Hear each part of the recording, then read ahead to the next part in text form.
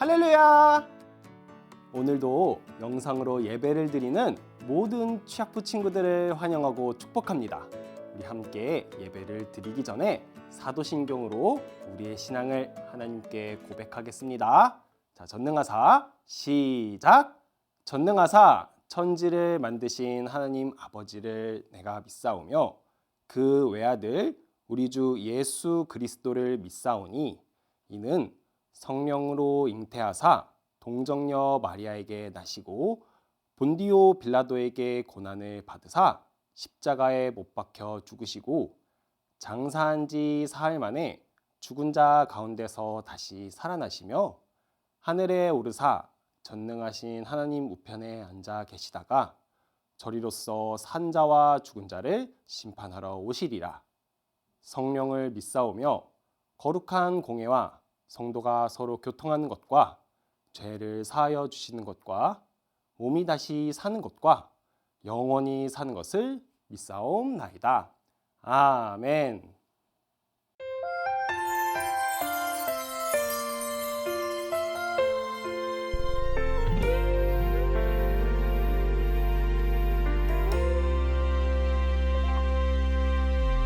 하나님의 사랑과 하나님의 위로가 너희의 삶 가운데 가득하기를. 하나님의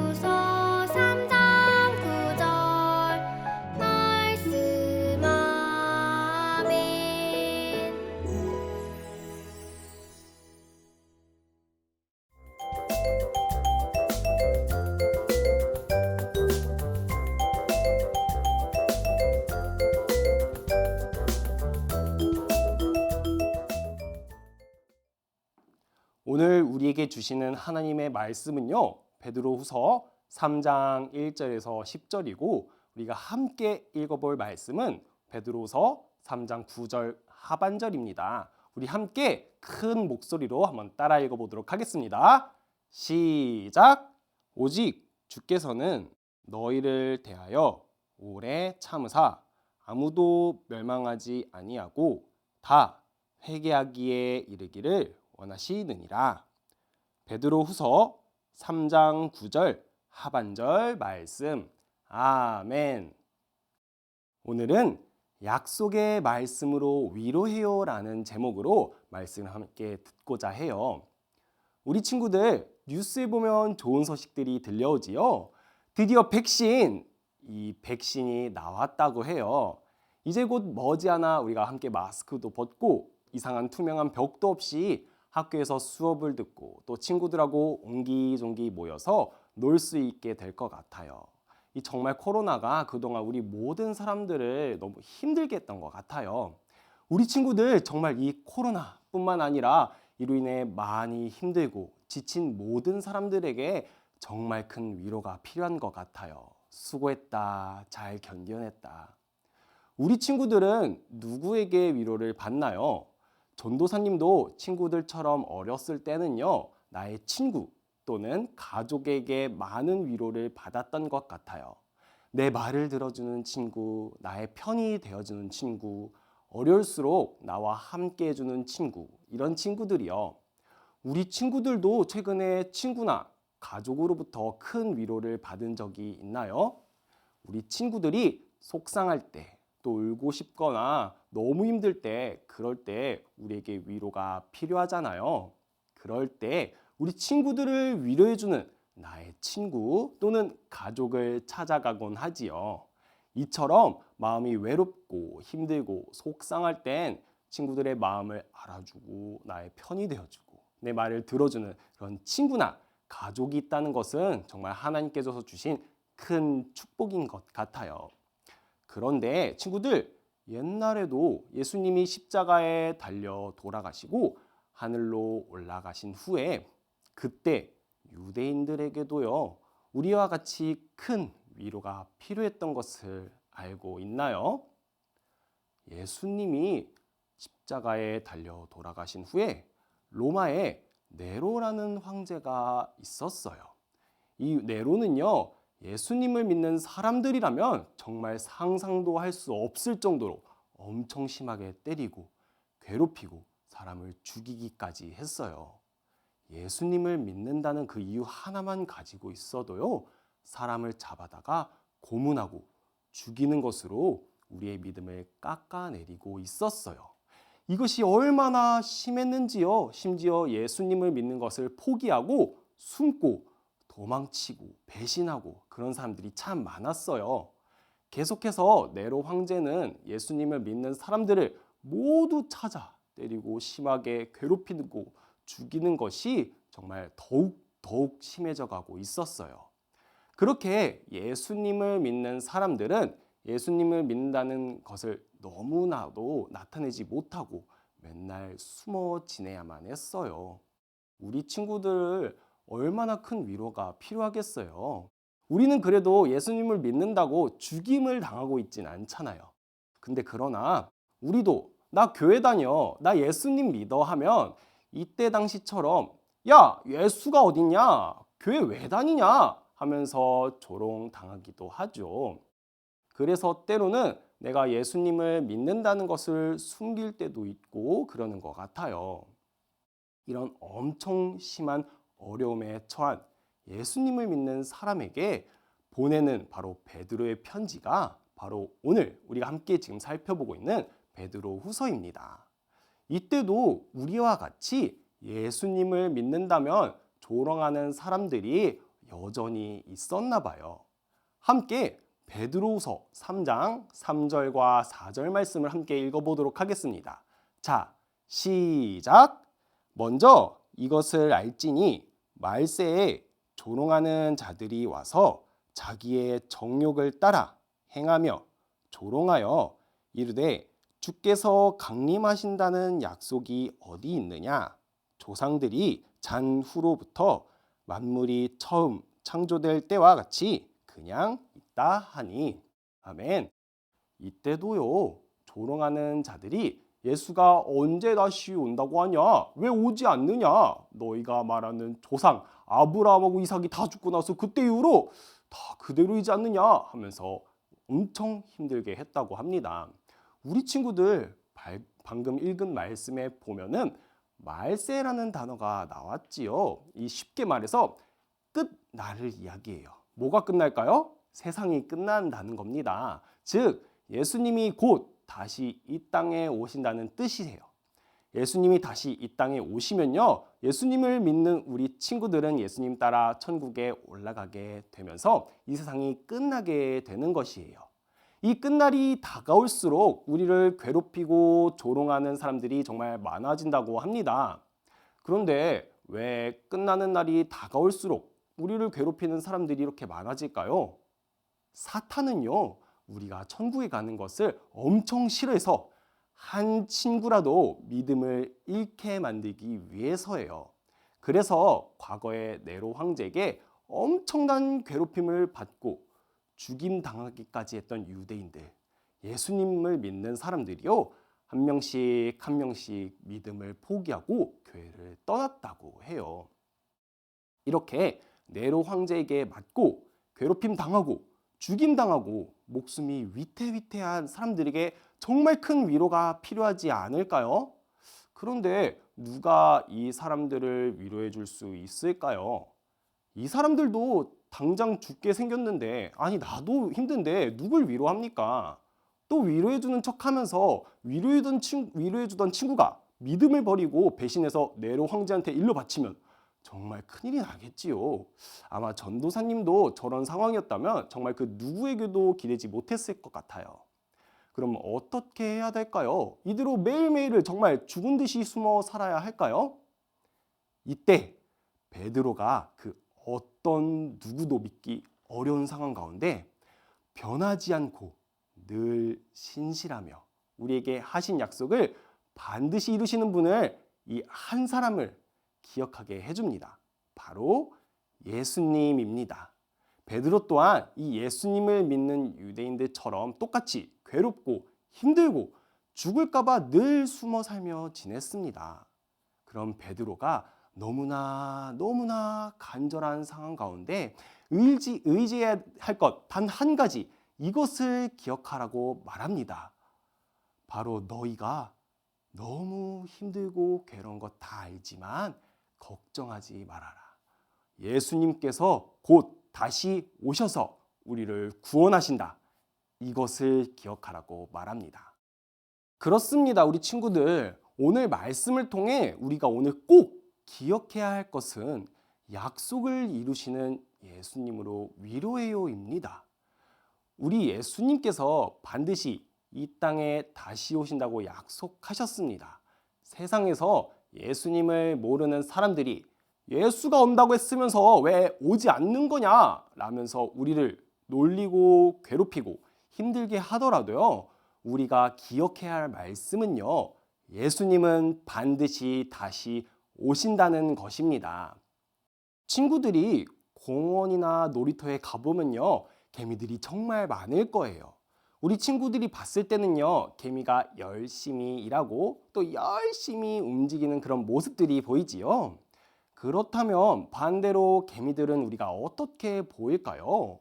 여기 오른쪽에 보이는 것처럼 이렇게 보이지 않을까요? 우리에게는요, 작아 보이는 것이 개미에게는 무척이나 커 보입니다. 우리가 한 걸음만 가면 되는 그 거리를요, 개미는 열심히 오랫동안 뛰어가야지 도착할 수 있습니다. 이처럼요, 예수님도 이 땅에 오시는 것은 정말 단 한순간입니다. 무려 하루가 1000년 같고 1000년이 하루 같으실 것이에요. 그러나 예수님이 당장 오실 수 있음에도 불구하고요, 빨리 오지 않는 이유는요, 한 친구라도 더 회개하고 하나님 앞에 나오고 주시는 하나님의 사랑을 맛보게 하기 위함이세요. 베드로는 그런 예수님을 기억하며 너희가 끝까지 믿음 잃지 말라라고 예수님을 믿는 사람들에게 위로의 편지를 전하는 것입니다. 말씀을 듣는 우리 친구들도 주위 친구들이 나를 괴롭히고 교회를 다닌다고 놀리고 힘들게 하거나 또는 이와 같은 큰 어려움이 있을 때 무엇으로 위로를 받을 것인가요? 내 말을 들어주는 친구? 내 편이 되어주는 친구? 또 어려울 때 나에게 달려와주는 친구? 좋습니다. 다 좋아요. 그러나 그것보다 더 좋은 최고의 위로는요. 우리 말씀을 들은 친구들은 잘 알고 있잖아요. 항상 쉬지 않고 내 기도를 들어주시는 예수님. 또 사탄이나 심지어 내 친구들이 나를 죄인이라고 말할 때 항상 내 편이 되어주시는 예수님.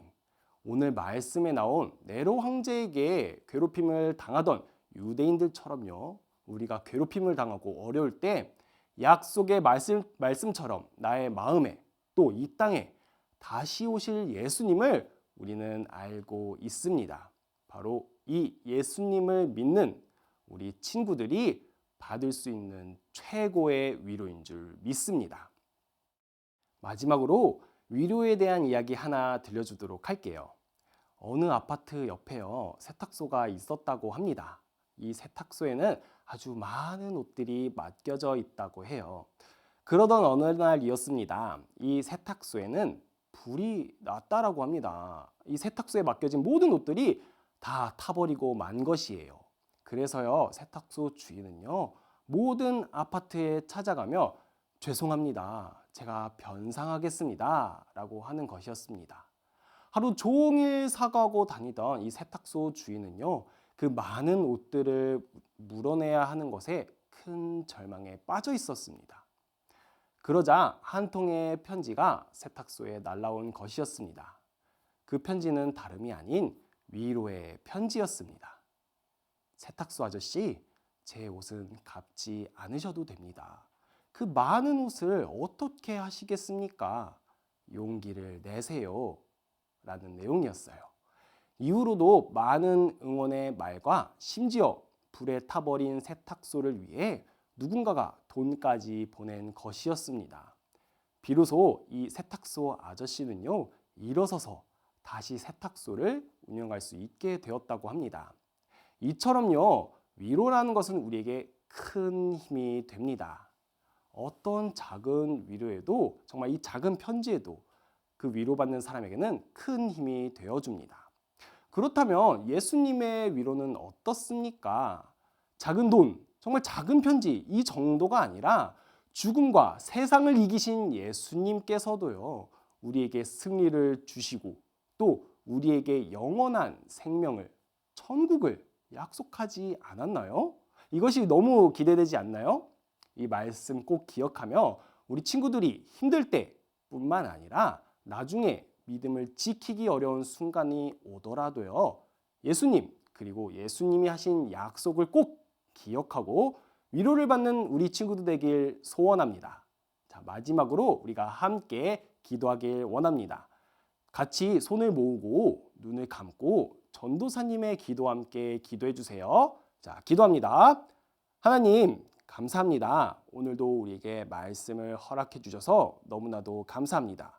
오늘 베드로 후서의 말씀을 들었습니다. 그렇습니다. 하나님 아버지, 우리가 정말 너무 어렵고 힘들고 슬플 때 우리가 의지해야 될 것은, 우리가 위로받아야 될 것은 예수님과 예수님의 약속인 줄 압니다. 하나님, 오늘의 말씀을 들었다면 이 말씀이 우리 마음 가운데 잘 새겨져서 우리가 개학하고 학교에 가서도 어려울 때, 힘들 때, 너무나도 슬플 때 이 말씀 기억하며 다시 오실 예수님 기억하며 늘 승리하고 이겨내는 저희들 되게 해주세요. 오늘 들은 말씀 그냥 듣고 흘리는 것이 아니라 우리 마음 가운데 잘 새겨져서 정말 말씀으로 승리하고 말씀으로 기념비를 세우는 저희들 될 수 있도록 저희와 함께하여 주시옵소서. 감사합니다. 예수님의 이름으로 기도드립니다. 아멘. 마지막으로 예수님께서 가르쳐 주신 기도인 주기도문으로 예배를 마치겠습니다. 하늘에 계신 우리 아버지여, 이름이 거룩히 여김을 받으시오며 나라가 임하시오며 뜻이 하늘에서 이루어진 것 같이 땅에서도 이루어지이다. 오늘 우리에게 일용할 양식을 주시옵고 우리가 우리에게 죄 지은 자를 사하여 준 것 같이 우리 죄를 사하여 주시옵고 우리를 시험에 들게 하지 마시옵고 다만 악에서 구하시옵소서. 나라와 권세와 영광이 아버지께 영원히 있사옵나이다. 아멘. 오늘의 예배를 마쳤습니다. 오늘 말씀 꼭 기억하면서 우리 한 주도 모두가 예수님의 말씀을 기억하고 약속을 믿고 기다리고 기도하는 우리 친구들 되길 바랄게요. 그럼 안녕!